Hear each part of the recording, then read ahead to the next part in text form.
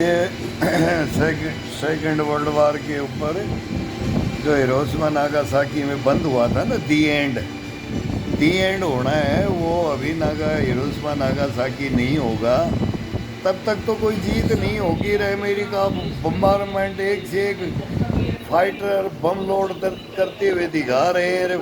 ये चल रहा है, ये डालेगा। और ईरान का बोलते ना कि ईरान को खंडर तो बढ़ा देगा लेकिन ईरान को जीत नहीं पाएगा लास्ट के अंदर। अब हुतियों ने लाल सागर पे में कर वो उधर कर दिया है बंदर अब्बास में, और सऊदी के ऊपर आ गया है। और सऊदी अब अमेरिका को बोल रहा है बचाओ। और अब ये बहरीन और कतर और ओमान, मतलब सबका युद्ध ऐसा है ना, इसको कोई अब रोकने वाला माई का जाई कोई बचा नहीं है। अब गियर ऐसे लग गए हैं ना, उधर जेलेंस्की ने उधर से लगा दिए हैं, रूस ने लगा दिए। अब रूस और जेलेंस्की इस युद्ध में कूद गया है कि ईरान को साइड को रोकने के लिए टेक्नोलॉजी किससे लेनी है। अमेरिका टेक्नोलॉजी लेने के लिए जेलेंस्की के पास चला गया। टॉम हॉक नहीं दे रहा था और वो बाकी देर नाटो को दिया हथियार। अब हथियार खत्म हो जाएंगे, अमेरिका का खजाना खाली कर लेगा चाइना बैठे बैठे। बहुत घाक है घाक। ये चक्रव्यूह इतना जबरदस्त रचा है ना, और इसमें फंस गया नहीं। हारमुज से अमेरिका का कोई लेना देना नहीं है। हारमुज का एशिया और यूरोप से है, तो अमेरिका से कोई मतलब नहीं है हारमुज का। अब ये या भाई दादागिरी समझ लो। और ये युद्ध में कहाँ इसको कोई समझता था कि हारमुज क्या चीज़ है, कहाँ कौन सा गलियारा है, किसी को समझ में ही नहीं आया था।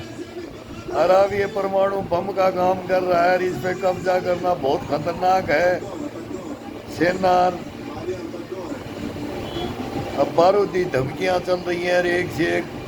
ब्रिटेन को ईरान धमकी दे रहा है कि तू बीच में मत आ। अरब को धमकी दे रहा है। ईरान बहुत पहले से तैयारी कर रहा है। 1981 के अंदर तो ईरान ने और अमेरिका में समझौता हुआ था कि युद्ध ना, ये जो भी इराक से लड़ा था। और फिर ये लंबा युद्ध का एक्सपीरियंस है ईरान के पास में, बहुत ज़बरदस्त। हो ईरानी, पठानी, सूडानी और हिंदुस्तानी हम बोलते हैं। इनका लड़ाइयों का लगन, जज्बा और जुनून पीठ नहीं दिखाते हैं। तो ये अब युद्धों के अंदर है, जब मिसाइल शीटियाँ और ड्रोन और ये बरस रहे हैं। और अब कितना वो पिकैक्स माउंटेन है ना, उसके ऊपर अटैक होगा। परमाणु बम बना करके बैठा है। फिर उधर बोलता सऊदी अरब मैं ले लूँगा पैसे से पाकिस्तान से, नोट दे दूंगा मेरे को। तो वो फिर उनका समझौता ही, वो लड़ाई तो लड़ेगा नहीं। अब पाकिस्तान तो खुद फंस गया है, पाकिस्तान में हमलोड हो रहा है। अब किसका साथ देना है अमेरिका, इसको पाकिस्तान जहाँ जाएगा ना, अमेरिका वहाँ सबको फंसा देगा। वो ऐसे इंद्रजाल बन रखा है कि ये इधर से ना हिले और ये इधर से ना हिले, सबके मोर है।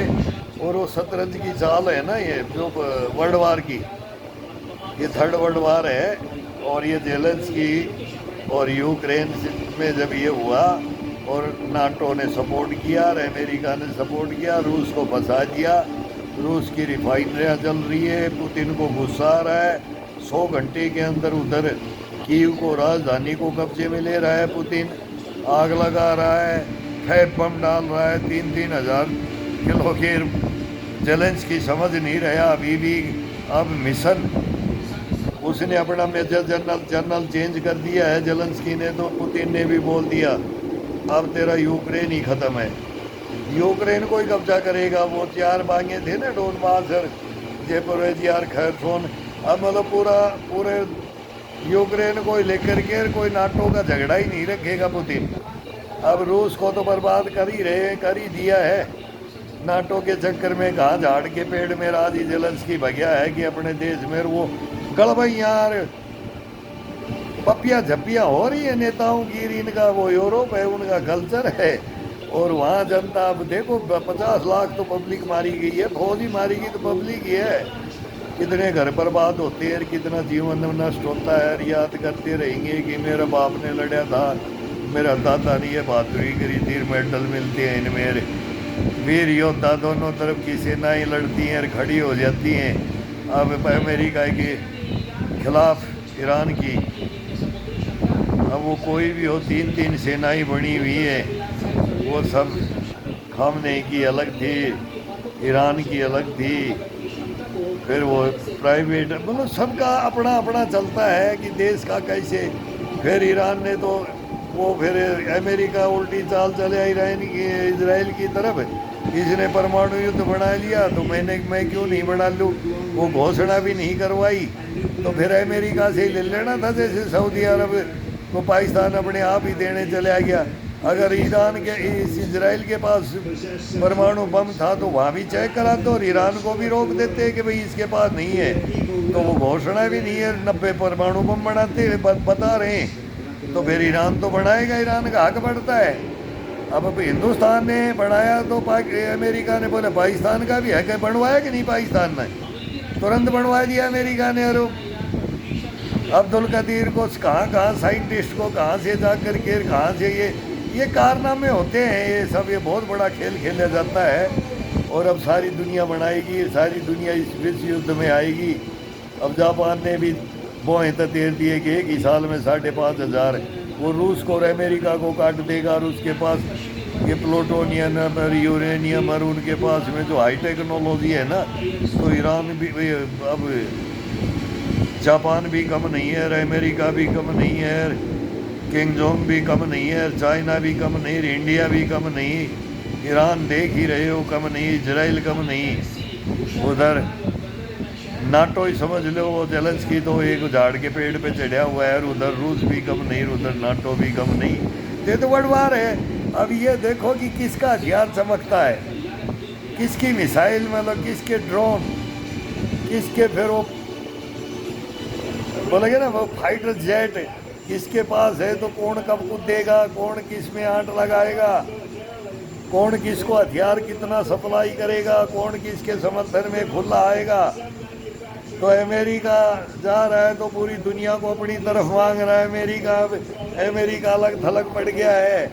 अब अमेरिका का साथ यूरोप से और नाटो से ही नहीं मिल रहा है। कहानी ज़बरदस्त बैठ रही है, बहुत तगड़ा गुंडी बैठ रही है। तो ईरान ने भी अपना चक्रव्यूह रच दिया था कि हमास, हिजबुल्लाह और हूती, ये 3 प्रॉक्सी बोलते हैं ना, सब सेना ही है। ये ईरान की सेना है, ओटोमन साम्राज्य पढ़ा होगा है। और फिर खलीफाओं की कहानी सुनी होगी, इतिहास सुना है ना।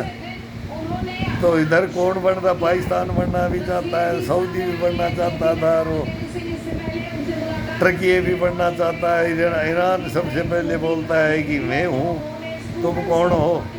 ये भी बोलते तुम कौन हो, मैं इसको सहायता दे दूंगा, तेरे को हरा दूंगा, और मैं तेरे को फंसा दूंगा। ये चल रहा है। इजराइल से भी चला कि अब तुम मेरी तरफ आ जाओ, और फिर वो कभी, अब सऊदी की, हमारे हिंदुस्तान से भी है, हिंदुस्तान भी अब देख रहा है अपने मित्रों को। और क्या क्या कहानी देखो, अब कौन कौन हथियार हमारे से खरीदेगा। और दबा दब हिंदुस्तान भी अब एक्सपोर्ट कर रहा है, और ले भी रहा, दे भी रहा। धुआं उठाने के लिए हिंदुस्तान भी तैयार है। और हम देख लेंगे अब इन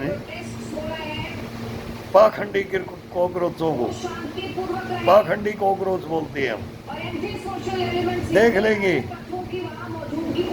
अब इन देशद्रोही मीर जाफर और जयचंदों को हिंदुस्तान में, देख लेंगे इन भ्रष्टाचारियों को।